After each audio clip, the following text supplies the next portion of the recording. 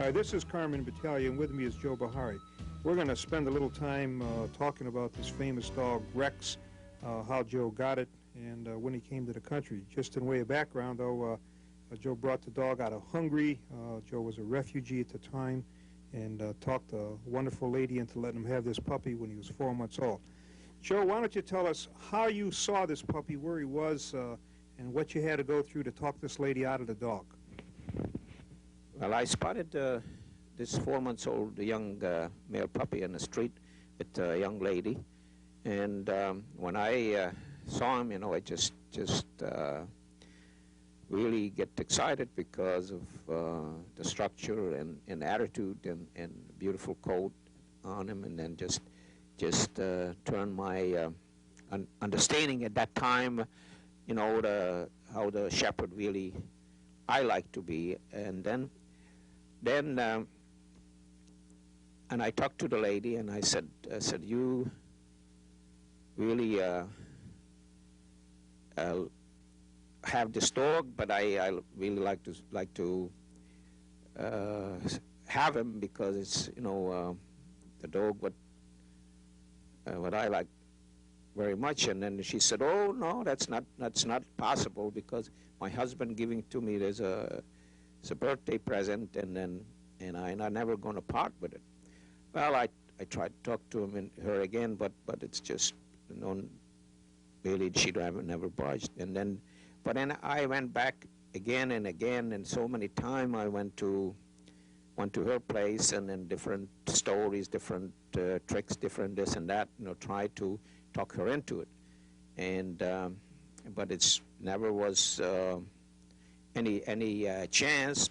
But I don't give up that easy. And then finally I went there once. The time they were not home, and I find a puppy in a little shack. What we called at that time like a cold shack, something, and but was not cold, and there no wood, nothing there. And then I saw the puppy there was locked in, and was no water. And then I went back, and I was giving water under the door to the puppy. And then I understood from the neighbor they went to visit their parents, and for a weekend, and the dog was there for a whole weekend. And I kept going back to give him food and water. And the time they came back, and I was going there, and I was mad. I said, how you can leave the puppy there for a weekend without water? They have water, but he actually did. I don't know what happened, but it was no water there.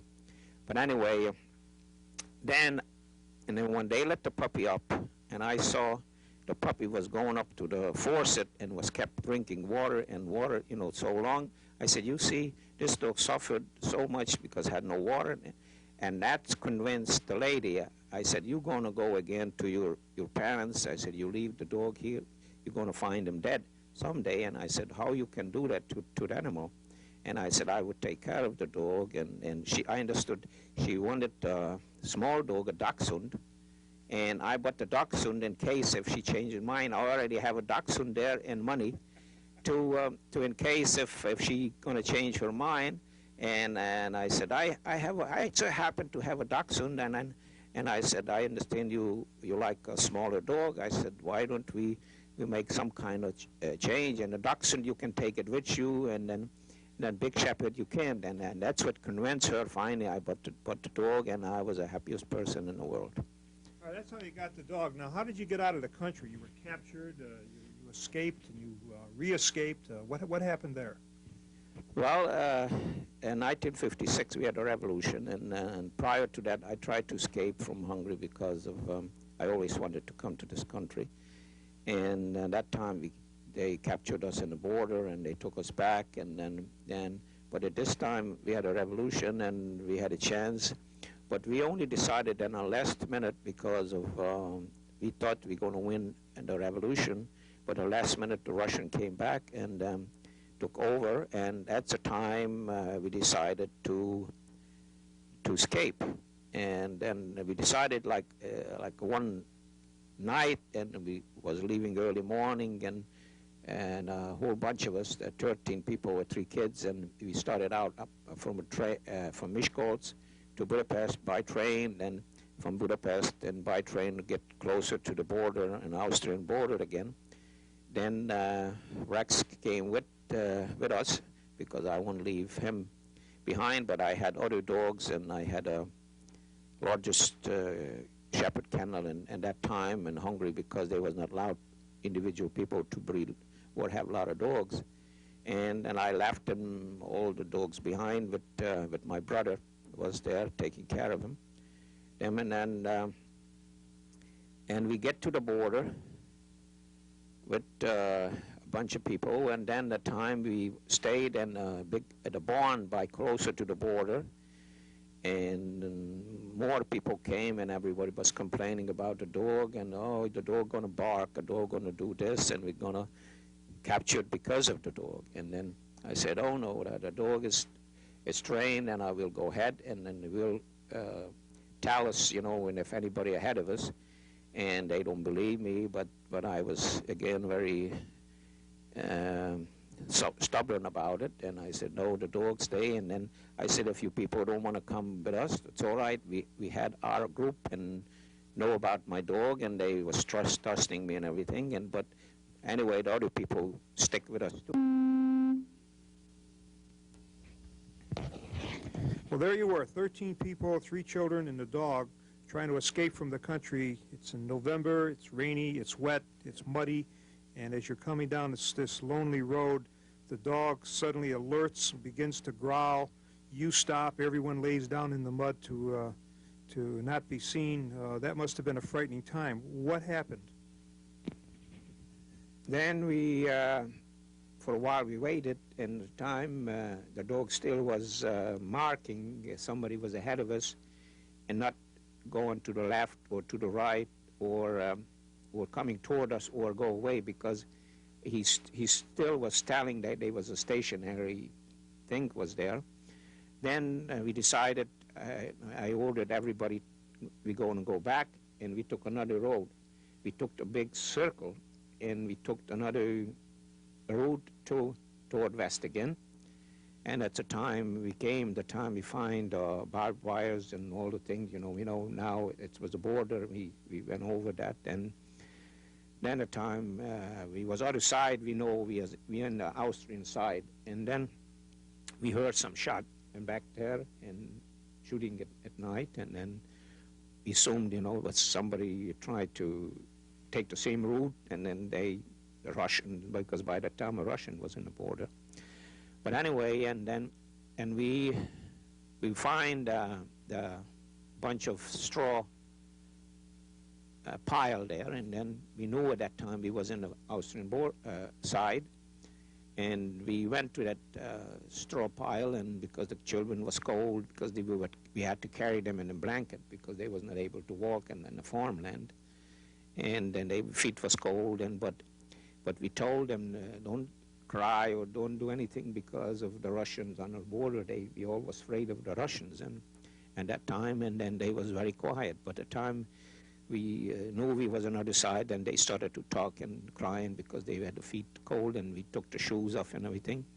Then we had somebody came to our where we stopped, and a couple of guys, and they was telling us Hungarians and saying which direction we got to take, and also they seems to wanted to help us, but I don't wanted to believe them, because we knew many times the other side people come and they directed people back to Hungary, and we don't wanted to do that. And Rex was bark at them and everything, and then when I told him, I said, if you want to help somebody, I said, go. We left some older people behind us, help them because we already okay. And then when they left, and we quick took off, and we went toward the light, and then we find Austrian helpers there with trucks and tractor with big fat flat trailers, and we went on. That took us to the next town, and where we slept and on straw and that night. But they have the Hungarian people was there, took us picture, and later on we find out was in a museum, and because Rex's picture was on it, and us was sleeping in a straw there, and they were saying, see, that's the way they treat the refugees in Austria, and they tried to use it as propaganda in Hungary. All right, so you were able to get out of the country, and then you brought this wonderful dog here, and we've been watching him demonstrate all of the wonderful things he could do. You had your son out there working with him. Who was the little girl? The little girl was the person who was using the camera. It was his daughter, and she just used them for, because at that time I know how bad the public was against the attack work in this country, still is, because they thought the attack dog is a vicious dog. And then I demonstrated to how either a strange children can do all those things with the dog who's trained for attack, and then the dog can attack in 1 second and could be a children pet, or children can abuse it the next second. I mean, it's all training. It's not a vicious dog. It's all part of the training. They do the attack. Part of their work, and that's the reason I did those things, and to prove it, the attack dog, not a vicious dog. And this is the guy who's I used for the demonstration. That's the guy who, it was his daughter at that time, because this is now a year later. And see that that's two part of the picture. We did at the time was the dog was 9 years old. And then a year later, what I thought maybe I missed, and then a year later we took some more movie. He's 10 years old. He's 10 years old in that picture, yes. And well, I know the audience is going to want to know, how did you train the dog to jump up on the bicycle? That's well, it's a lot of patience and a lot of creation. You know, I mean, the dog, especially if they have a very good balanced temperament, because it's the very important thing. A dog have the, what I call it, even temper. When you ask him to be aggressive or ask him to be calm, you know, then they switch to it, because they in the middle of the temperament ideas. But I call it even temper, because if they too nervous in one extreme, or too melancholic, or those other things, and they want to do all this work. The dog is, it was easy, because first of all I trained him a basic thing to understand me, my voice, what I wanted from him. You got to teach the dog to stay calm, forward, left, right, back, all these things, and then you can direct the dog to any way you want it. The dog have to understand forward, left, right, back, and all these things, and then you can, and also to continue or stop or hold. All these things is very important to make the dog do all these things and without quitting. How long did it take you to train the dog? Well, I started to train him right at the time I get him, about 4 months old, and a very basic thing, and like obedience. And then it's very important the dog to understand you. You have to be very make the dog trust you when you say something to the dog, and they trust you with it. You cannot fool around. You cannot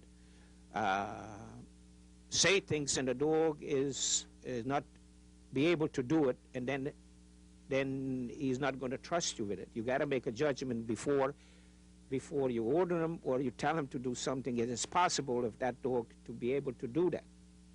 Mm-hmm. I just noticed you threw a nail or something out in the grass, and he went out and searched the area and found it and brought it back. Yeah. See, this is the part of the fine articles in the grass. Now here, I see it. You know, that bring a dog back. Now even he trained for bring a lost child back. This is for demonstrating to, and if the child lost and he find him, he will bring him back. Mm-hmm. Grab his pants or something and bring him back. Now, what year was this?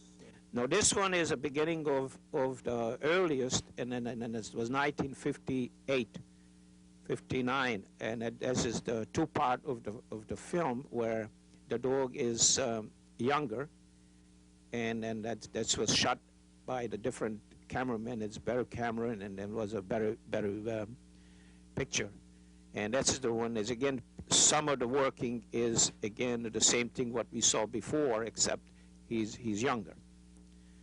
And then we teach him over there and to crawl even forward. This is more like an army kind of work, you know, like go forward, deliver something, or like this is the crawling together. And mean they'll go under wire. This is like army thing. Now this is the signal for setup. Now this is the picture of when the guy lost his wallet, and then you send out the dog. It's very important to give a dog scent of this person's hand, because his hand smell was on his wallet. Always you have to develop the dog mind when you give him you tell a dog to take a scent, like, you know, watch take a scent. I give him he said no, take a scent. Dog have to understand that, to smell that hand, and then send them out to search for that scent what you just took the smell of, because it's always different. It's not just mine. The dog have to find whatever scent you tell him to take at that time. Is anybody, stranger or whatever. Then he have to go out and have what you call it, a zigzag back and forth, and the dog have to find, he will hit the scent circle. Depends on which way that is the wind blowing. Now if the wind blowing from here and he going that way, and the scent of that articles and being on the right of that articles, and he will turn left. Now here's another one. Now this is a bigger articles. At this time, I think if you noticed, at that time I told Rex to smell his sweater, his body, because the sweaters come from his body. Then he have to go out, pick out between a 4 jacket, you know, pick out the right one. And now this is for somebody tried to give him a food before, he refused it. And then when I come and the same food, and I used the command, it's what nobody would understand at that time, not say eat it or whatever, take it, and it was a word, say brr.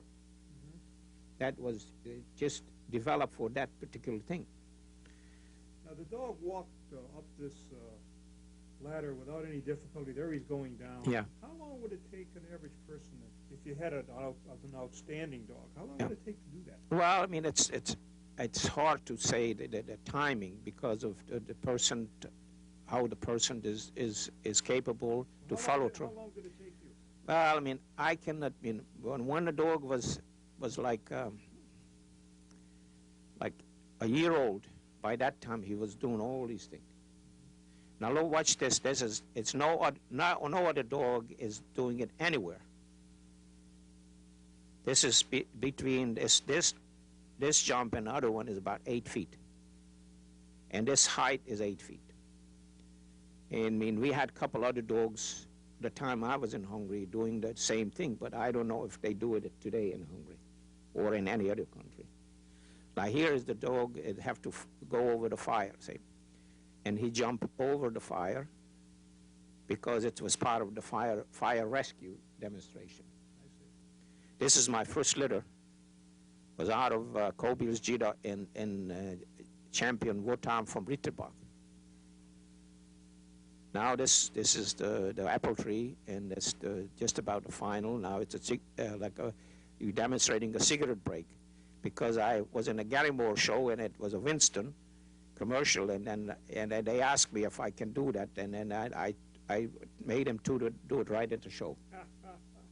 Wonderful. Now this is it goes up on a regular ladder. Now this is, again, is a very difficult. It's a regular single long ladder going up to the second floor. This is the house we lived in that time, in the first floor. And then I just demonstrating, like, the dog with the balanced temperament, he started work, and no matter what, he's got to finish it without giving in. He never fall. He always, you know, like a thinking dog, you know, what I got to do now. Now watch this. The dog have to go over the ladder flat, and he will looking for the steps. See, he's thinking. See, he's finding it. Well, he has really good control of his rear feet, which he can't see. Yeah. Which requires a lot more concentration. Yeah. Now this is demonstration of somebody's going to attack somebody, knock him down like a robbery. It's in a robbery now. He took his wallet, then he goes away, he's hide, and now come in. Other part of the work is a search and it's a search for the robber. You find the victim first, and he's unconscious, and now the dog have to go out like almost like a search, not search and rescue combination, but is just a search for the robber now. And he have to do different thing in here. When he find him, he have to attack him, and he have to attack him, and he have to really hold him. Then comes a handler. It could be a short distance, long distance. Then the dog trained to bring the person in without attacking and just guard him, watch him. Now, if he wanna escape or he wanna try to attack me, he's on it like that. See, I mean, and it's instant. It's a reflex work built into the dog. Now here come a search and rescue. This is when the wounded person go in the woods and gonna lay there. Now this is the different. Dog is go out and search and rescue. Now he go out in a large field, and then at this time, the person stay there. He take an object from the person and bring it back. Shows he find that person because he bring a piece of something. Then after we put the leash on the dog, then now come the tracking is leading us to the spot where he found it. I see. Talk about the conformation of this dog for a minute. He for 1958, he looks like he's way above his time. Right. He was a well built and well muscled and male dog with a tremendous character, tremendous balanced temperament, and nothing bothered him. And when he get challenged, he was tough. But when he was just a normal house dog or whatever, he was so kind. Well, thank you, Joe, for that wonderful story. I hope our audience is going to like this tape. It tells a story about the beauty of the dog and his courage, his temperament, and most of all, his working ability.